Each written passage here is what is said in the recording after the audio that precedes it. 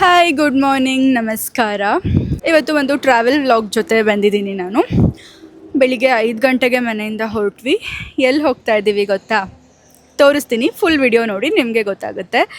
So ಮನೆಯಿಂದನೇ ತಿಂಡಿಗೆ ಅಂತ ಉಪ್ಪಿಟ್ಟು ಮಾಡ್ಕೊಂಬಂದಿದ್ವಿ. Because ಮಧ್ಯದಲ್ಲಿ ತಿಂಡಿ ಹುಡ್ಕೊಂಡು ತಿನ್ನೋದು ಕಷ್ಟ ಆಗುತ್ತೆ. ಸೊ ಮನೆಯಿಂದನೇ ಉಪ್ಪಿಟ್ಟು ಮಾಡ್ಕೊಂಬಂದು ಇಲ್ಲೇ ಮಧ್ಯ ತಿಂತಾ ಇದ್ದೀವಿ. ಮಧ್ಯಾಹ್ನಕ್ಕೆ ಸಾಕಾಗಲ್ಲ.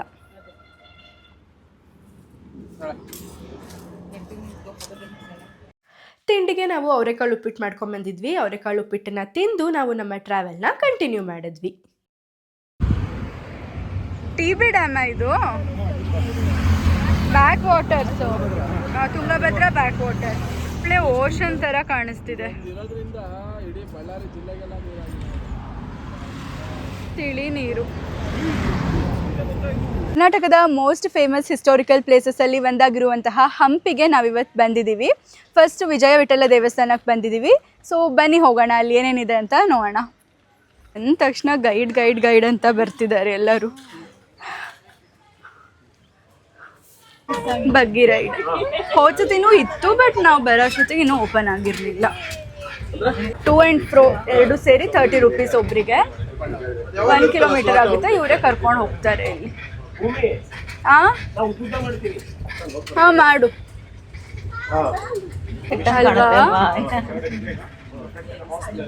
ಚೆನ್ನಾಗಿದ್ದಾಗ ಇನ್ನೂ ಹೆಂಗಿತ್ತಪ್ಪ, ಈಗ ಹಿಂಗಾಗಿರೋದಕ್ಕೆ ಇಷ್ಟು ಚೆನ್ನಾಗಿ ಕಾಣಿಸ್ತಿದೆ. ಇದೇ ವಿಜಯ ವಿಠಲ ಟೆಂಪಲ್.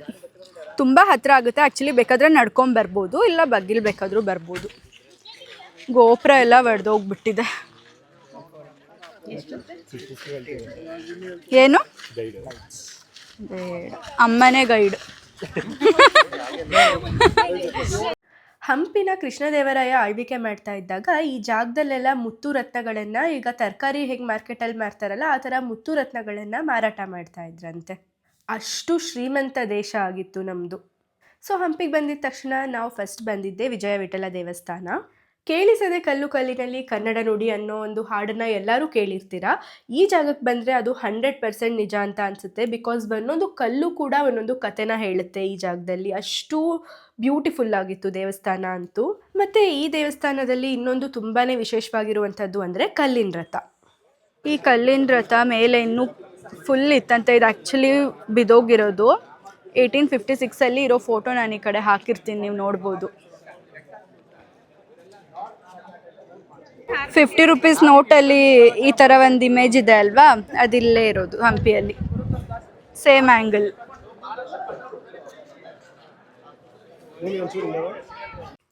ನಾವು ಆ್ಯಕ್ಚುಲಿ ಫಸ್ಟ್ ದೇವಸ್ಥಾನಕ್ಕೆ ಹೋದಾಗ ಗೈಡ್ ಏನು ತೊಗೊಳೋದು ಬೇಡ, ಹಾಗೆ ನೋಡ್ಕೊಂಡು ಹೋಗೋಣ, ನಮಗೆ ಗೊತ್ತಾಗುತ್ತೆ ಅಂತ ಅಂದ್ಕೊಂಡ್ವಿ. ಬಟ್ ಪ್ರೊಬಬ್ಲಿ ನಾವು ಗೈಡ್ ತೊಗೊಂಡಿಲ್ಲ ಅಂದರೆ ನಮಗೆ ನಿಜವಾಗ್ಲೂ ಯಾವ ವಿಷಯನೂ ಗೊತ್ತಾಗ್ತಾ ಇರಲಿಲ್ಲ. ಅಷ್ಟು ಕತೆ ಇದೆ ಆ ಒಂದೊಂದು ಕೆತ್ತನೆ ಹಿಂದೆನೂ ಅನ್ನೋದು ನಮಗೆ ಗೊತ್ತಾಗ್ತಾ ಇರಲಿಲ್ಲ. ಬಿಕಾಸ್ ಒಂದೊಂದು ಕಂಬದಲ್ಲೂ ಒಂದೊಂದು ಕತೆ ಇದೆ. ಅಲ್ಲಿ ರಾಮಾಯಣದ ಕತೆ ಇರ್ಬೋದು, ಮಹಾಭಾರತ, ಅದರಲ್ಲಿ ನಡೆದಿರುವಂತಹ ಕತೆಗಳನ್ನೆಲ್ಲ ಎಷ್ಟು ಚೆನ್ನಾಗಿ ಬ್ರೀಫ್ ಮಾಡಿದ್ದಾರೆ ಗೊತ್ತಾ. ನಿಜವಾಗ್ಲೂ ಟೆಕ್ನಾಲಜಿ ಎಲ್ಲ ಏನೂ ಇಲ್ಲದೆ ಇರುವಂತಹ ಆ ಕಾಲದಲ್ಲಿ ಬುದ್ಧಿವಂತಿಕೆನ ಉಪಯೋಗಿಸಿ ಅಷ್ಟೊಂದು ಕಲೆ ಇತ್ತಲ್ವ ಆವಾಗಿನ ಕಾಲದಲ್ಲಿ. ನಿಜವಾಗ್ಲೂ ಖುಷಿ ಆಗುತ್ತೆ ಇದನ್ನೆಲ್ಲ ನೋಡಿದ್ರೆ. ಕನ್ನಡ ನಾಡು ಕಲೆಗಳ ಬೀಡು ಅನ್ನೋ ಲೈನ್ಸನ್ನು ಹಂಪಿಗೆ ಬಂದು ನೋಡಿನೇ ಬರೆದಿದ್ದಾರೆ ಅಂತ ಅನಿಸುತ್ತೆ. ಬಟ್ ಹಂಪಿನ ತುಂಬಾ ಡೆಸ್ಟ್ರಾಯ್ ಮಾಡಿಬಿಟ್ಟಿದ್ದಾರೆ ಮೊಘಲರು. ಅಲ್ಲಿ ಇರೋಂತಹ ಕೆತ್ತನೆಗಳನ್ನು ಒಡೆದಾಕಿರೋದಿರ್ಬೋದು, ಗೋಪುರನ ಬೀಳ್ಸೋದಾಗಿರ್ಬೋದು, ಈ ಥರ ಎಲ್ಲ ತುಂಬ ಮಾಡಿದ್ದಾರೆ. ಇವಾಗಲೇ ಇಷ್ಟು ಚೆನ್ನಾಗಿರುವಂತಹ ನಮ್ಮ ಹಂಪಿ ಅದಿನ್ನೂ ಚೆನ್ನಾಗಿದ್ದಾಗ ಇನ್ನು ಹೆಂಗಿರ್ಬೋದು ಅನ್ನೋಂಥ ಒಂದು ಥಾಟ್ ಬಂತು ನನಗೆ. ನಿಮ್ಗೇನು ಅನಿಸುತ್ತೆ? 7D ಸ್ಟ್ರಕ್ಚರ್ ಇದು. ಇದು ಫ್ರಾಗ್. ಇದು ಫ್ರಾಗ್ ಹಾರ್ತಾ ಇರೋ ಥರ. ಕೆಳಗೆ ಮಾಡಿದ್ರೆ ಸ್ನೇಕು. ಮಂಕಿ ಮಗುನ ಎತ್ಕೊಂಡಿರೋದು. ಲಂಕೆ ಕಡೆ ಸೈಡ್ ಇದು ನಾಗಲಿಂಗ. ಹಾಂ, ಚೀತಾ. ಹಾಂ, ಆಮೇಲೆ ಈ ಕಡೆ ಚಿಂಪಾಂಜಿ. ಆಮೇಲೆ ವಾನರ ಸೈನ್ಯ ಹಾರ್ತಿರೋದು ಇದು. ಈ ಕಡೆಯಿಂದ ಆ ಕಡೆಯಿಂದ ನೋಡಿದ್ರು. ಹಾಂ ಕಾಣಿಸ್ತಿದೆ ಅಲ್ವಾ. ಹಾಂ, ನಮಗೆ ಲಕ್ಷ್ಮಿ ಚಂಚಲ ಚಂಚಲ ಕೂಡ ನಿಂತಿರಲಿಲ್ಲ, ಹಾಗಾಗಿ ಹಾಳೆಗಳಿಂದ ಬಂಧಿಸಿದ್ದಾರೆ. ಬಂದಂಥ ಭಕ್ತರು ಆಶೀರ್ವಾದ ಇರಬೇಕು ಹಾಗಾಗಿ ಮೇಲೆ ಬಂದಿದ್ದಾರೆ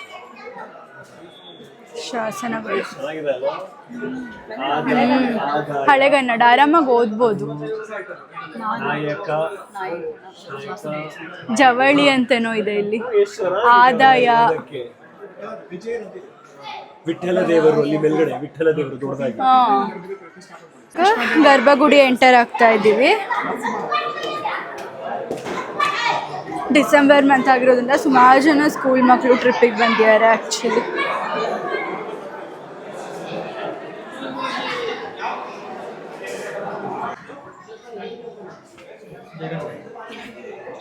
ಇದು ಪ್ರದಕ್ಷಿಣಾ ಪಥ. ಸ್ವಲ್ಪ ಕೆಳಗಡೆ ಇಳಿದು ಪ್ರದಕ್ಷಿಣೆ ಮಾಡಬೇಕು. ಏನಕ್ಕೆ ಈ ಥರ ಮಾಡಿದ್ದಾರೆ ಅಂದರೆ ದೇವರ ಪಾದದ ಹತ್ರ ದೇವರ ಪಾದದ ಹತ್ರ ಪ್ರದಕ್ಷಿಣೆ ಮಾಡಬೇಕು ಅನ್ನೋ ಒಂದು ಕಾರಣದಿಂದ ಈ ಥರ ಕೆಳಗಡೆ ಪ್ರದಕ್ಷಿಣೆ ಮಾರ್ಗವನ್ನು ಮಾಡಿದ್ದಾರೆ. ಹೌದು, ಎಷ್ಟು ಚೆನ್ನಾಗಿ ಥಿಂಕ್ ಮಾಡ್ತಿದ್ರು ಅವಾಗಿನ ಕಾಲದಲ್ಲಿ. ಹೌದು,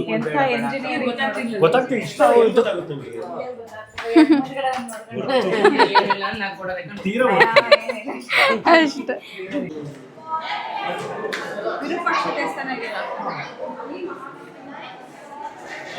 ಯಾವಾಗ ದಸರಾ ಟೈಮಲ್ಲ, ದಸರಾ ಟೈಮಲ್ಲಿ ಬೇರೆ ಬೇರೆ ದೇಶದವರೆಲ್ಲ ಬಂದು ಇಲ್ಲಿ ಅವರ ವಿದ್ಯೆ ಪ್ರದರ್ಶನ ಮಾಡ್ತಾ ಇದ್ರಂತೆ. ಚೀನಾ ಎಲ್ಲಿದೆ?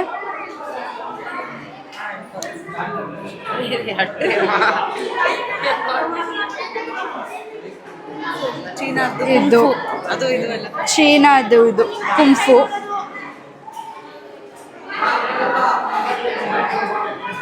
ನೋಡಿ ಎಷ್ಟು ಸಮೃದ್ಧವಾಗಿತ್ತು ನಮ್ಮ ಕರ್ನಾಟಕ. 170 years ಓಲ್ಡ್ ಮರ ಇದು. ಇದ್ರ ವಿಶೇಷತೆ ಏನು ಅಂದ್ರೆ ಎಲೆ ಇದ್ರೆ ಹೂವಿರಲ್ಲ, ಹೂವಿದ್ರೆ ಎಲೆ ಇರಲ್ಲ. ಇವಾಗ ಯಾವ್ದು ಎಲೆ ಇಲ್ಲ, ಒಂದೆರಡು ಹೂ ಬಿಟ್ಟಿದೆ.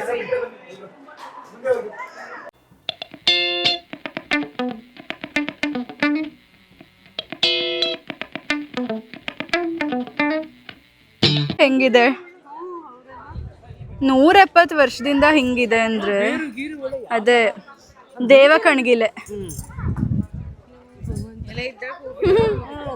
ಅದೇ ಬ್ಯೂಟಿಫುಲ್ ಟೆಂಪಲ್ ಆರ್ಕಿಟೆಕ್ಚರ್ ಇರ್ಬೋದು, ಪ್ರತಿಯೊಂದು ಕಂಬದಲ್ಲೂ ಒಂದೊಂದು ಕಥೆನೇ ಇದೆ. ಅಷ್ಟು ಚೆನ್ನಾಗಿದೆ ನಮ್ಮ ಹಂಪಿ. ಇವಾಗಷ್ಟೇ ಕೇಳಿಸ್ಕೊಂಡ್ರಲ್ಲ, ಇಡೀ ರಾಮಾಯಣನೇ ಇದೆ ಈ ಹಂಪಿ ಒಂದೊಂದು ಕಲ್ಲುಗಳಲ್ಲೂ. ಆದರೆ ಇದು ಈ ಥರ ಆಗಿರೋದು ನೋಡಿದ್ರೆ ನಿಜವಾಗ್ಲೂ ತುಂಬ ಬೇಜಾರಾಗುತ್ತೆ. ಸುಲ್ತಾನರು ಬಂದು ಇದನ್ನು ಹೊಡೆದಿರೋದು ನೋಡಿದ್ರೆ ಬೇಜಾರಾಗುತ್ತೆ. ಇಲ್ಲಿ QR ಕೋಡ್ ಕೊಟ್ಟಿದ್ದಾರೆ. ಈ QR ಕೋಡ್ನ ಸ್ಕ್ಯಾನ್ ಮಾಡಿದ್ರೆ ಸಂಗೀತ ಸ್ವರ ಮಂಟಪ ಇದೆಯಲ್ಲ, 16 ಪಿಲ್ಲರ್ಗಳಲ್ಲಿ ಡಬಲ್ ಸೌಂಡ್ ಬರುತ್ತೆ. ಒಂದೇ ನೆಕ್ಸ್ಟ್ ಬರೋದು ಜಾಗಟೆ, ಜಲತರಂಗ, ಮೀನೆ ತಬಲ ಎಲ್ಲ 56 ಕಂಬಗಳಲ್ಲಿ ಒಂದು ಸಪ್ತ ಸೌಂಡ್ ಬರುತ್ತೆ ಸರ್. ಈಗ 7 ಹಾಕಿದ್ರು, ಈಗ ಬಂದಂತ ಗೆಸ್ಟ್ ಸುಮ್ಮನೆ ಇರಲ್ಲ. 3 ಕಿತ್ತೆ ಬರೆದ್ರೆ 4 ಮಾತ್ರ ಇವಾಗ ಆಕ್ಚುಲಿ ಪಬ್ಲಿಕ್ಕಿಗೆ ಅಲೌ ಮಾಡಲ್ಲ. ಜನರಿಗೆ ಸಿವಿಕ್ ಸೆನ್ಸ್ ಇಲ್ಲದೆ ಈ ಥರ ಪರಿಸ್ಥಿತಿ ಬಂದಿದೆ. ಮುಂಚೆ ಎಲ್ಲ ಇಲ್ಲಿ ಒಳಗೆ ಅಲೌ ಮಾಡ್ತಿದ್ರು, ಬಟ್ ಬಂದವರು ಕಲ್ಲಲ್ಲಿ ಹೊಡೆಯೋದು ಎಲ್ಲ ಮಾಡಿ ಹಾಳಾಗ್ಬಿಡುತ್ತೆ ಅಂತ ಹೇಳಿ ಇವಾಗ ಒಳಗೆ ಬಿಡ್ತಾ ಇಲ್ಲ. ಈ QR ಕೋಡ್ನ ಸ್ಕ್ಯಾನ್ ಮಾಡಿದ್ರೆ ನಿಮಗೆ ಅಷ್ಟು ಸೌಂಡ್ಸ್ ಕೇಳಿಸುತ್ತೆ. ಸೌಂಡ್ಗೂ ಒಂದೊಂದು QR ಕೋಡ್ ಇದೆ ಇಲ್ಲಿ ಆ್ಯಕ್ಚುಲಿ. ಅಲ್ಲಿ ನಾನು ಫಸ್ಟ್ ತೋರಿಸಿದ್ದು ಡಮರು, ಇದು ಜಲತರಂಗ, ಆ ಕಡೆ ಜಾಗಟೆ ಸೌಂಡು. ಹಂಪಿ ಒಂದೇ ಜಾಗದಲ್ಲಿ ಎಷ್ಟು ಟೂರಿಸ್ಟ್ ಪ್ಲೇಸಸ್ ಇದೆ ಗೊತ್ತಾ? ನಿಜವಾಗ್ಲೂ ಒಂದಿನ ಅಂತೂ ಸಾಕಾಗದೇ ಇಲ್ಲ ಎಲ್ಲದನ್ನು ಡೀಟೇಲ್ಡಾಗಿ ನೋಡ್ತೀನಿ ಅಂತಂದರೆ. ಎಲ್ಲವುದು ಕಲ್ಲಿನ ದೇವಸ್ಥಾನಗಳು, ವಿಜಯನಗರ ಸಾಮ್ರಾಜ್ಯ ಇದ್ದಾಗ ಹೆಂಗೆ ಆಳ್ವಿಕೆ ಮಾಡ್ತಿದ್ರು, ಪ್ರತಿಯೊಂದಕ್ಕೂ ಒಂದೊಂದು ಕುರುಹುಗಳಿದೆ ಅಲ್ಲಿ. ಹಾಯ್,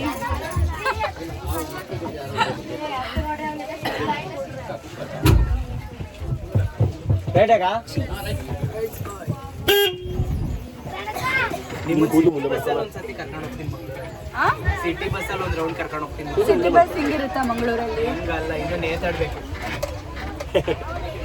ವಿಷಲ್ ಹೊಡೆಯೋದಕ್ಕೆ ನೀವು ಕಿವಿನೇ ಕಿವಿಡಾಗು.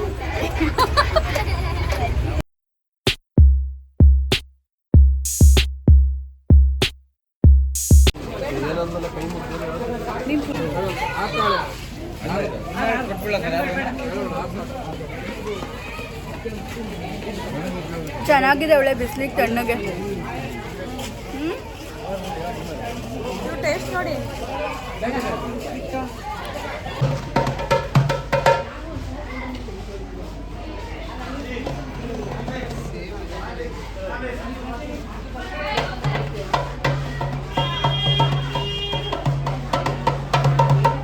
ವಿಜಯ ವಿಠಲ ಟೆಂಪಲಿಂದ ಇವಾಗ ಮಹಾನವಮಿ ದಿಬ್ಬಕ್ಕೆ ಬಂದಿದ್ದೀವಿ. ಇದೇ ಮಹಾನವಮಿ ದಿಬ್ಬ. ಏನು ಸ್ಪೆಷಾಲಿಟಿ ಇದ್ರದ್ದು?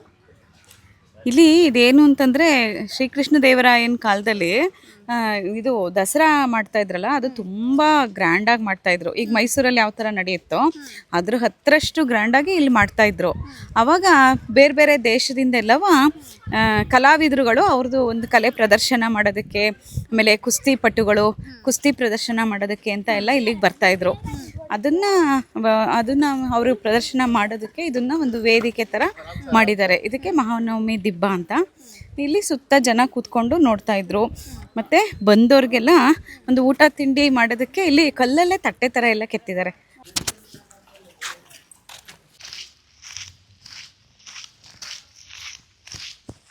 ವಾವ್, ಎಷ್ಟು ಸಖತ್ತಾಗಿದೆ. ಎಷ್ಟು ವಾಸ್ಟ್ ಏರಿಯಾ ಇದೆ. ಇಲ್ಲಿ ಸ್ಟೇಜಲ್ಲಿ ಪ್ರೋಗ್ರಾಮ್ ನಡೀತಿತ್ತು, ರಾಜರು ಎಲ್ಲಿ ಕೂತ್ಕೊಂಡು ನೋಡ್ತಿದ್ರು.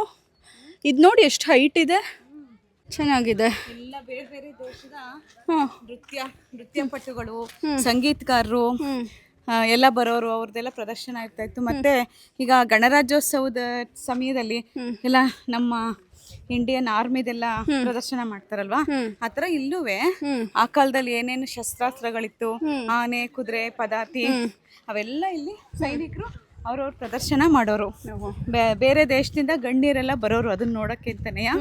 ಅವ್ರು ನೋಡಿ ಈ ಒಂದು ಸಾಮ್ರಾಜ್ಯದ ಶ್ರೀಮಂತಿಕೆ ಯಾವ ಥರ ಇತ್ತು ಅಂತ ಅವರಿಗೆ ಗೊತ್ತಾಗೋದು.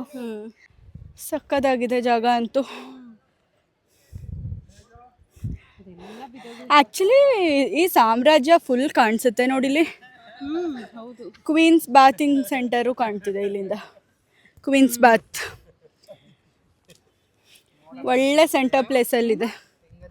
ರಾಜರು ಇದ್ರ ಮೇಲಿಂದ ಕೂತ್ಕೊಂಡು ಪ್ರೋಗ್ರಾಮ್ ನೋಡ್ತಿದ್ರು. ರಾಜರು ಬರೋದಕ್ಕೆ ಮಾತ್ರ ಈ ದಾರಿ, ಗೌಪ್ಯವಾದ ದಾರಿ. ಪ್ರೋಗ್ರಾಮ್ಸ್ ಎಲ್ಲ ಈ ಕಡೆ, ಇಲ್ಲಿ ಹಿಂದೆ ಒಂದು ಸ್ಟೇಜ್ ಕಾಣಿಸ್ತಿದೆ ಅಲ್ವಾ, ಅಲ್ಲಿ ಮಾಡ್ತಿದ್ರಂತೆ. ಈ ಪ್ಲೇಸ್ ಏನಿದೆ ಹೈಟಲ್ಲಿ, ಅಲ್ಲಿ ರಾಜರು ಕೂತ್ಕೊಂಡು ನಡೆಯುವಂತಹ ಪ್ರೋಗ್ರಾಮ್ನ ನೋಡ್ತಾ ಇದ್ರಂತೆ. ಇದು ಪುಷ್ಕರಣಿನೇ ಒಂದು. ಇಲ್ಲೆಲ್ಲ ಇವರೇ ಆರ್ಟಿಫಿಷಿಯಲ್ ಆಗಾದರೂ ನೀರು ತುಂಬಿಸಿಟ್ಟಿರಬೇಕು, ಚೆನ್ನಾಗಿರುತ್ತೆ. ಇಲ್ಲಿದೆ ನೋಡಿ ನೀರು, ಅದು ದೊಡ್ಡ ಪುಷ್ಕರಣಿ. ಇದು ಬಹುಶಃ ಮಳೆ ಬಂದಾಗ ನೀರು ಅವಾಗ ತುಂಬಿಸೋದು ಅನ್ಸುತ್ತೆ. ಬಂದವರೆಲ್ಲ ಸ್ನಾನ ಮಾಡೋಕ್ಕೆ ಅಂತ ಇದ್ರಲ್ಲಿ, ಬೇರೆಯವ್ರು ಪಬ್ಲಿಕ್ಕು. ಅದೇ ಇದಕ್ಕೆ ನಾವು ಇದಕ್ಕೆ ದಸರಾಗೆ ಬರೋರಲ್ಲ ಅವರೆಲ್ಲ. ಇದು ಪೈಪ್ ಲೈನು ನೋಡಿ, ಕಲ್ಲಿಂದು ಹೆಂಗಿದೆ. ಹೌದು, ಹಾಗೆ ಥರ. ಬೇವಿನ ಮರಗಳು, ಇದು ಪೈಪ್ ಲೈನ್. ಎಷ್ಟು ನೆರಳು. ಹೌದು, ಎಷ್ಟು ತಂಪಾಗಿದೆ ಅದರಿಂದ.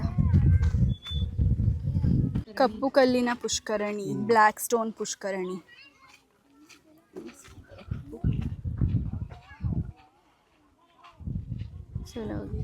ಇದನ್ನ ಧಾರ್ಮಿಕ ಇದಕ್ಕೆ ಮಾತ್ರ ಬಳಸ್ತಾ ಇರೋದಂತೆ. ಅಂದರೆ ದೇವ್ರ ಪೂಜೆಗಳಿಗೆ ಮಾತ್ರ. ಹಸಿರು ಬಳಪದ ಕಲ್ಲಿನಿಂದ ಕಟ್ಟಿದಾರಂತೆ, ಬೇರೆ ಕಡೆಯಿಂದ ತಂದಿದ್ದಾರೆ. Green stone. ಕೆರೆ ನಾಲೆಗಳಿಂದ ನೀರು ತುಂಬಿಸಲಾಗುತ್ತೆ. ಹಾಂ, ಪುಷ್ಕರಣಿ ಎಷ್ಟು ಚೆನ್ನಾಗಿದೆ ನೋಡು. ಕಪ್ಪು ಕಲ್ಲಿನ ಪುಷ್ಕರಣಿ. ಕೆರೆಯಿಂದ ನೀರು ತುಂಬ್ತಾರಂತೆ, ಅಲ್ಲಿಂದ ಬರುತ್ತಂತೆ. ಓಹೋ, ಹಂಗಾರೆ ಇದು ಪೈಪ್ ಲೈನೇ ನೀ ಹೇಳ್ದಂಗೆ.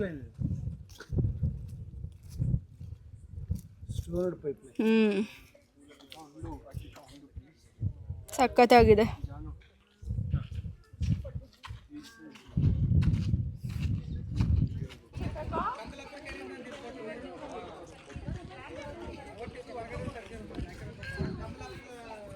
ಸ್ಟೇಬಲ್ಲು, ಗಾರ್ಡ್ಸ್ ಹೌಸು, ರಂಗ ಟೆಂಪಲ್ಲು. ಇದು ಹಜಾರರಾಮ ಟೆಂಪಲ್ ಅಂತ.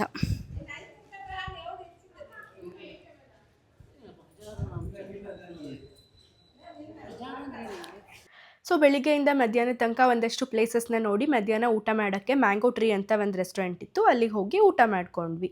ಊಟ ಮಾಡಿಕೊಂಡು ಇನ್ನೂ ಒಂದಷ್ಟು ಪ್ಲೇಸಸ್ ನೋಡೋದಿತ್ತು ಹಂಪಿಲಿ, ಅಲ್ಲಿಗೆ ಹೋದ್ವಿ. ಫಸ್ಟ್ ನಾವು ಊಟ ಆದಮೇಲೆ ಹೋಗಿದ್ದು ಕ್ವೀನ್ಸ್ ಬಾತ್, ರಾಣಿಯ ಸ್ನಾನಗೃಹ ಕ್ವೀನ್ಸ್ ಬಾತ್. ಸೊ ಈ ಕ್ವೀನ್ಸ್ ಬಾತ್ ಸ್ಪೆಷಾಲಿಟಿ ಏನು ಅಂದರೆ ಇದು ಇಂಡೋ ಇಸ್ಲಾಮಿಕ್ ಸ್ಟೈಲಲ್ಲಿ ಕಟ್ಟಿರುವಂತಹ ಒಂದು ಸ್ಟ್ರಕ್ಚರ್. ಇಲ್ಲಿ ಕ್ವೀನ್ಸ್ ಏನಿದ್ರು ಆವಾಗಿನ ಕಾಲದಲ್ಲಿ, ಕೃಷ್ಣದೇವರಾಯ ಆಳ್ವಿಕೆ ಮಾಡ್ತಾ ಇದ್ದಿದ್ದ ಕಾಲದಲ್ಲಿ ರಾಣಿಯರು ಇಲ್ಲಿ ಸ್ನಾನ ಮಾಡ್ತಾ ಇದ್ರಂತೆ. ರಾಣಿಯರ ಸ್ನಾನಗೃಹ ಆಗಿತ್ತಂತೆ ಇದು. ಹೊರಗಡೆ ಫುಲ್ ದೊಡ್ಡ ದೊಡ್ಡ ವಾಲ್ಸ್ ಇತ್ತು, ಒಳಗಡೆ ಏನು ಕಾಣದೇ ಇರೋ ಥರ. ಇವಾಗೆಲ್ಲ ಏನು ಬಾತ್ ಟಬ್ ಅಂತ ಹೇಳ್ತೀವಿ, ಆವಾಗಿನ ಕಾಲದಲ್ಲಿ ಕಲ್ಲಿನ ಬಾತ್ ಟಬ್ ಇತ್ತು. ಸೊ ಅಲ್ಲಿಂದ ನಾವು ನೆಕ್ಸ್ಟ್ ಹೋಗಿದ್ದು ವಿರೂಪಾಕ್ಷೇಶ್ವರ ದೇವಸ್ಥಾನ. ಹಂಪಿಲಿ ದೇವರಿಗೆ ಪೂಜೆ ನಡೆಯುವಂತಹ ಒಂದೇ ದೇವಸ್ಥಾನ ಅಂದರೆ ಅದು ವಿರೂಪಾಕ್ಷೇಶ್ವರ ದೇವಸ್ಥಾನ. ಬೇರೆ ಯಾವ ದೇವಸ್ಥಾನದಲ್ಲೂ ಪೂಜೆ ಮಾಡಲ್ಲ ದೇವರಿಗೆ ಪ್ರತಿದಿನ, ಬಟ್ ಈ ದೇವಸ್ಥಾನದಲ್ಲಿ ಪ್ರತಿದಿನ ದೇವರಿಗೆ ಪೂಜೆ ನಡೆಯುತ್ತೆ.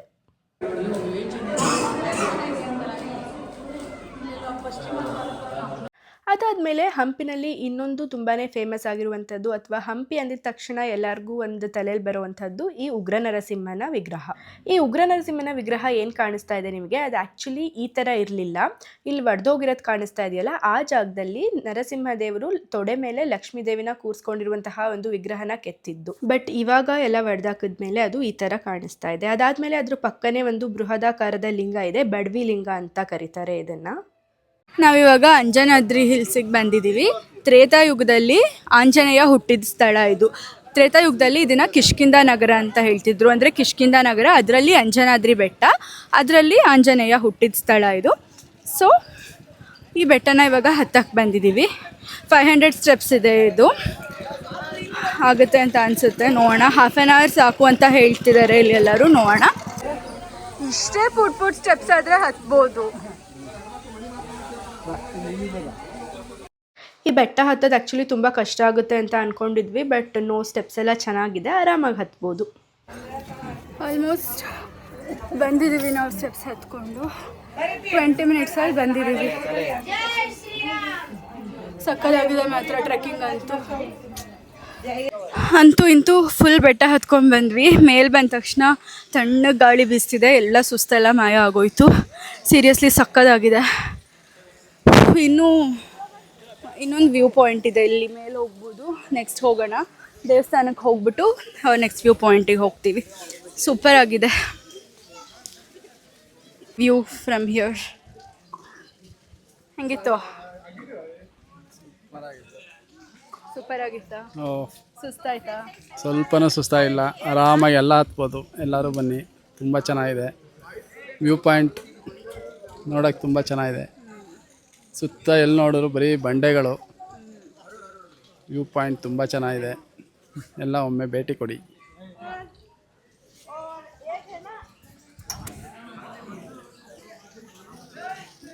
ಸನ್ಸೆಟ್ ಆಗೋ ಟೈಮಿಗೆ ಬೇರೆ ಬಂದಿದ್ದೀವಿ, ಒಳ್ಳೆ ವ್ಯೂ ಕಾಣಿಸ್ತಿದೆ. ಹೋಗ್ಬೇಕು ಸನ್ಸೆಟ್ ನೋಡೋಕ್ಕೆ. ಹಾಂ, ಇಲ್ಲಿ ದೇವಸ್ಥಾನಕ್ಕೆ ಹೋಗ್ಬಿಟ್ಟು ಆ ವ್ಯೂ ಪಾಯಿಂಟಿಗೆ ಹೋಗೋಣ. ನಮ್ಮಮ್ಮನೂ ಬಂದರು ಫೈನಲಿ. ನಾನು ಇನ್ನೂ ಫಿಟ್ ಆಗಿದ್ದೀನಿ, ಪರವಾಗಿಲ್ಲ. ಇನ್ನೂ ಫಿಟ್ ಆಗಿದ್ದೀನಿ, ಪರವಾಗಿಲ್ಲ. ಕಾರ್ಡ್ ಆಗ್ತಿದೆ ಅಲ್ಲಿ. Fit and fine. Santoor mom ನಮ್ಮಮ್ಮ. ಸಂತೂರ್ ಮಾಮ್ ನಮ್ಮಮ್ಮ. ಆಗುತ್ತಾ, ಕಂಪ್ಲೀಟ್ ಮಾಡೋಕೆ ಆಗುತ್ತಾ ಇಲ್ಲೋ ಅನ್ಕೊಂಡಿದ್ದೆ. ಆಂಜನೇಯನ್ ನೆನೆಸ್ಕೊಂಡಿದ್ದೆ ಹತ್ತಕ್ಕೆ ಮುಂಚೆ, ಶಕ್ತಿ ಕೊಡಪ್ಪ ಅಂತ. ದೇವ್ರ ಶಕ್ತಿ ಕೊಟ್ಬಿಟ್ಟ. ಒಳ್ಳೆ ಗಾಳಿ ಬೀಸುತ್ತೆ, ಹತ್ತು ಬಂದ್ವಿ ಅಂತ ಗೊತ್ತೇ ಆಗಲ್ಲ. ಎಲ್ಲ ಸ್ಟ್ರೈನ್ ಎಲ್ಲ ಹೌದು, ಸಗದಾಗಿದೆ. ಆಂಜನೇಯ ಸ್ವಾಮಿ ದೇವಸ್ಥಾನ, ಹನುಮ ಜನ್ಮಸ್ಥಳ, ಅಂಜನಾದ್ರಿ ಬೆಟ್ಟ. ಅಂಜನಾ ದೇವಿ ಇಲ್ಲಿ ವಾಸವಾಗಿದ್ರಂತೆ, ಅದಕ್ಕೆ ಇದನ್ನ ಅಂಜನಾದ್ರಿ ಬೆಟ್ಟ ಅಂತ ಕರೆಯೋದು. ದೇವಸ್ಥಾನದ ಒಳಗಡೆ ರಾಮ್ ಸೇತು ನಿರ್ಮಾಣ ಮಾಡುವಾಗ ಯಾವ ಕಲ್ಲು ಯೂಸ್ ಮಾಡಿದ್ರಲ್ಲ, ನೀರಲ್ಲಿ ತೇಲೋ ಕಲ್ಲು, ಅದು ಅಲ್ಲಿಟ್ಟಿದ್ದಾರೆ. ಆ್ಯಂಡ್ ರಾಮಚರಿತ ಮಾನಸ ಬುಕ್ ಕೂಡ ಅಲ್ಲಿಟ್ಟಿದ್ದಾರೆ. ಬೆಟ್ಟ ಹತ್ತಾದ್ಮೇಲೆ ದೇವಸ್ಥಾನ ಇರೋ ಜಾಗದಿಂದ ಮತ್ತೊಂದು ವ್ಯೂ ಪಾಯಿಂಟ್ ಇತ್ತು, ಅದು ಇನ್ನೊಂದು ಸ್ವಲ್ಪ ಬೆಟ್ಟ ಹತ್ತಬೇಕಿತ್ತು. ಅಲ್ಲಿ ಬಂದು ನೋಡಿದಾಗ ವ್ಯೂ ಈ ಥರ ಕಾಣಿಸ್ತಾ ಇತ್ತು. That was really beautiful. ಅದರಲ್ಲೂ ನಾವು ಹೋಗಿದ್ದ ಟೈಮಿಗೆ ಕರೆಕ್ಟಾಗಿ ಸನ್ಸೆಟ್ ಆಗ್ತಾ ಇತ್ತು. ಆ ಸನ್ಸೆಟ್ ಜೊತೆಗೆ ಆ ರಾಕ್ಸ್ ಎಲ್ಲದು ತುಂಬಾ ಚೆನ್ನಾಗಿ ಕಾಣಿಸ್ತಾ ಇತ್ತು. ಆ್ಯಂಡ್ ತುಂಬ ಡಿವೈನ್ ಫೀಲ್ ಇತ್ತು ಅಲ್ಲಿ.